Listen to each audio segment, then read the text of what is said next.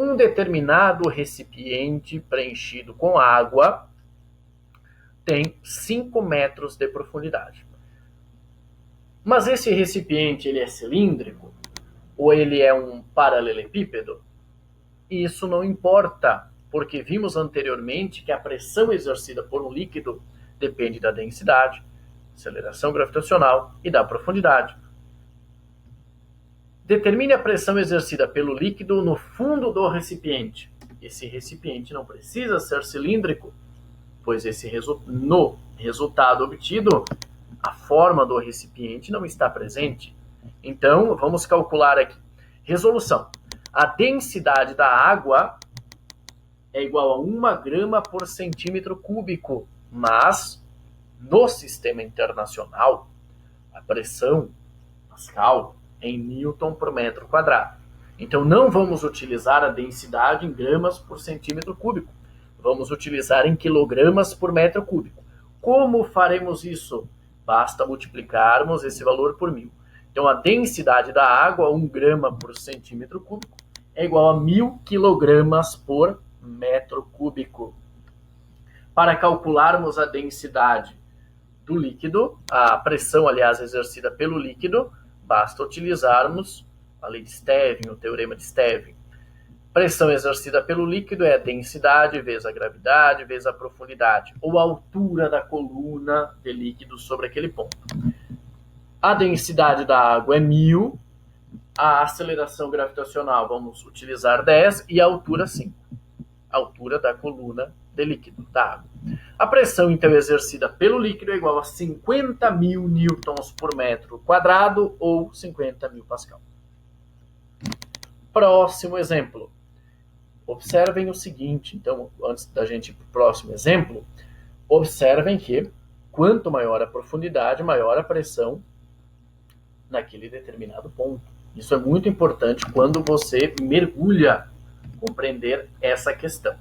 Próximo exemplo, vamos observar então esse próximo exemplo que tem relação também com o mergulho. Em um determinado recipiente preenchido com água, a pressão exercida pelo líquido no fundo do recipiente é igual a 3 atm. Nós não falamos até o momento sobre esse atm, vamos falar numa próxima videoaula, mas a atm é também chamada de atmosfera. É a pressão atmosférica ao nível do mar. Por quê? Porque quando você mergulha, existe uma coluna de líquido sobre você, mas quando você está na superfície terrestre, existe uma coluna de ar sobre você, e essa coluna de ar também exerce uma pressão. Ao nível do mar, essa pressão é de 1 atm, o que equivale a aproximadamente 100.000 pascal. Então, quando falamos em nível do mar, a pressão é igual a 1 atm, mas atm não está no sistema internacional. Um atm é igual a 100.000 pascal. Vamos utilizar esse resultado. A densidade da água, 1 grama por centímetro cúbico. Nesse exemplo, como estamos utilizando o sistema internacional, 1 grama por centímetro cúbico é igual a 1000 quilogramas por metro cúbico. E a pressão exercida pelo líquido, o problema já fornece. Pressão exercida pelo líquido é igual a 3 atm. Mas 1 atm é igual a 100.000 pascal. Então vamos utilizar 3 atm igual a 300.000 pascal. Ou 300.000 newtons por metro quadrado. Vamos utilizar então pressão exercida pelo líquido igual densidade vezes aceleração gravitacional vezes H. A pressão exercida pelo líquido já é fornecida, 300.000 pascal. A densidade da água é 1000, a aceleração gravitacional é 10, 1000 vezes 10, 10.000. Resolvendo essa equação, a altura ou profundidade é igual a 300.000 dividido por 10.000. Então, a altura da coluna de água sobre essa determinada região, ou a profundidade, quando falamos em termos de mergulho, é igual a 30 metros. Observem que resultado interessante. A pressão exercida pela atmosfera ao nível do mar, veremos mais numa próxima videoaula como isso foi medido, inclusive, ela é igual a 1 atm. Agora, se você está a 30 metros de profundidade, a pressão exercida pelo líquido é igual a 3 atm. Então, se você mergulhou e você está a 30 metros de profundidade, a pressão que o líquido faz, apenas que o líquido exerce, é igual a 3 vezes maior do que a pressão atmosférica ao nível do mar. Esse resultado também é muito importante quando falamos em mergulho. Outro exemplo, esse é o nosso último exemplo. A figura abaixo mostra uma piscina que está preenchida com água. Então essa é uma piscina hipotética, um pouco diferente, e ela foi preenchida com água. Letra A. Determine a pressão exercida pelo líquido nos pontos A, B e C. E a letra B. Determine a variação da pressão exercida pelo líquido entre os pontos B e C. Observem o seguinte, vamos revisar um pouco. A pressão exercida pelo líquido, pela coluna de líquido, ela não depende do formato do recipiente. Ela é fornecida por densidade, aceleração da gravidade e a profundidade. Ou seja, a altura da coluna sobre você, sobre aquele ponto. Observem o ponto 6, o ponto B, aliás, e o ponto C. Quando nós falamos em pressão, é muito importante que nós estamos analisando nessa situação a pressão exercida por um líquido. Em que local a pressão é maior? A ou B? Vamos esquecer o C por enquanto. A ou B? No ponto B, você tem uma coluna de líquido cuja altura é maior do que em A. Então, a pressão em B é maior do que a pressão em A. A pressão exercida por quem? Pelo líquido. Estamos, nesse exemplo, falando apenas sobre a pressão exercida pelo líquido. Nessa situação B, a pressão exercida pelo líquido é maior do que a pressão no ponto A. Por quê? Porque você tem uma coluna de água cuja altura é maior. Outra forma de explicarmos isso, em termos de mergulho, a profundidade em B é maior do que a profundidade em A. Agora, o que podemos afirmar sobre B e C? Professor, mas veja bem, talvez você pode pensar assim, professor, mas essa área em C é diferente da área em B, nessa região B. Mas, observem esse resultado. A pressão exercida em B e em C, ela depende apenas, de acordo com o teorema de Stevin, da densidade, da aceleração gravitacional e da profundidade. O que diferencia o ponto B e o ponto C? A densidade é a mesma? Sim, pois você tem água e água. A aceleração gravitacional é a mesma? Sim. E a altura da coluna de líquido sobre esses dois pontos tem a mesma? É igual? Aliás, essa altura é igual? Sim. Os dois pontos B e ponto C estão na mesma profundidade. Essa região que estou utilizando com o mouse aqui, passando aqui com o mouse, ela não importa, não interfere. Se você tivesse apenas um filetezinho aqui de água a uma profundidade de 6 metros, é a mesma coisa em termos de pressão nesse ponto C. A pressão no ponto C vai ser exatamente igual à pressão no ponto B. Por quê? Porque a pressão ela depende apenas desses 3 elementos. De acordo com o teorema de Stevin, poderíamos calcular a variação de pressão. Variação de pressão depende da variação da profundidade. Entre B e C, existe alguma variação de profundidade? Não. Profundidade é a mesma, eles estão no mesmo nível. Percebam que eles estão no mesmo nível. Se você desenhar aqui uma reta horizontal, você vai perceber que eles estão no mesmo nível. Então, pontos no mesmo líquido que estão na mesma horizontal têm a mesma pressão, sofrem a mesma pressão. A pressão, nessa situação, estamos considerando a pressão exercida, né? Pressão realizada pelo líquido no ponto B e no C, a pressão exercida pelo líquido é igual. Então, quando você tem um fluido, um líquido, esse ponto B e o ponto C, eles estão na mesma horizontal, eles estão no mesmo nível. E de acordo com o teorema de Stevin, a variação de pressão é zero, porque a variação de profundidade é zero. Assim, líquidos que estão no mesmo nível, pontos de um líquido que estão no mesmo nível horizontal, estão na mesma pressão. Esse resultado é muito importante. Vamos calcular a letra A, determinar a letra A e a letra B. Letra A, determine a pressão exercida pelos líquidos nos pontos A e B e C. Então, basta você utilizar a equação. A densidade da água é 1 grama por centímetro cúbico, que é igual a 1.000 kg por metro cúbico.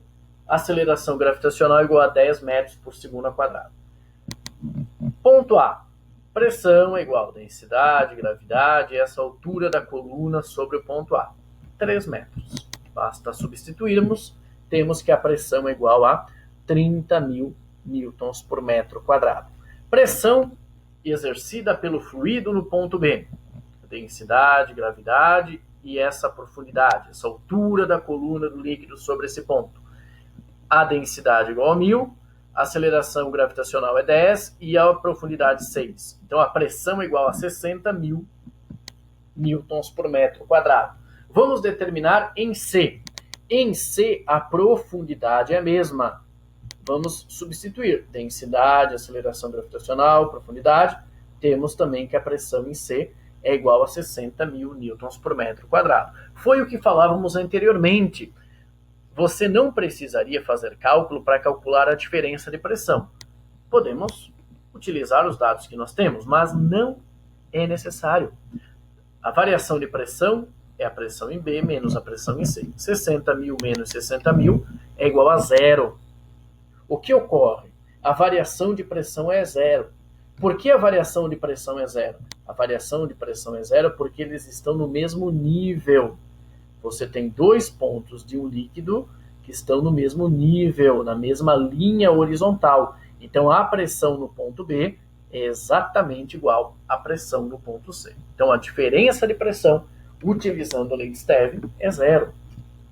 Uma aplicação prática nessa situação é o que nós chamamos de vasos comunicantes. Mais adiante, vamos avançar também no estudo dos vasos comunicantes.